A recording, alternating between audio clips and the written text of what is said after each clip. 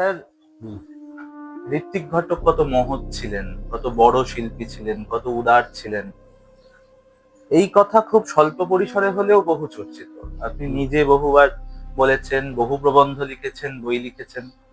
তো আমরা আজ সেই প্রশ্নের পুনরাবৃত্তি করব না। তার পরিবর্তে আমরা জানতে চাইবো যে এই যে সারা ভারতবর্ষব্যাপী এসআইআর, এনআরসি, সিএ, এই যে ঘটনাগুলো ঘটছে, এগুলো তো মূলত তাদের টার্গেট করা হচ্ছে যাদের নিয়ে ঋত্বিক ঘটক সারা জীবন ভেবেছেন, কাজ করেছেন।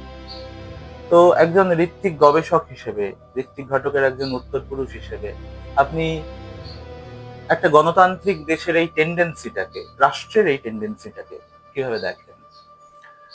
এটা ভালো প্রশ্ন।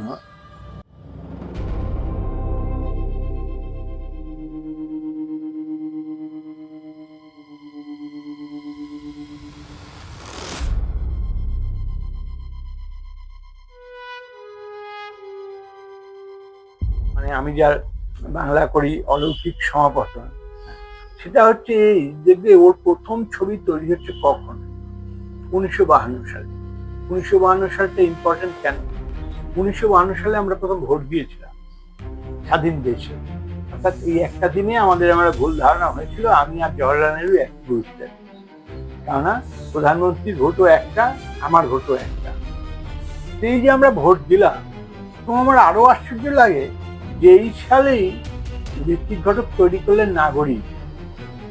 এই যে নাগরিকত্ব বিষয়ক প্রথম ধারণা পল্লবিত হয়ে উঠলো চলচ্চিত্রে, এটা আমরা কেউ খেয়াল করিনি যে কি বিচিত্র ভাবে 1952 সাল নাগরিক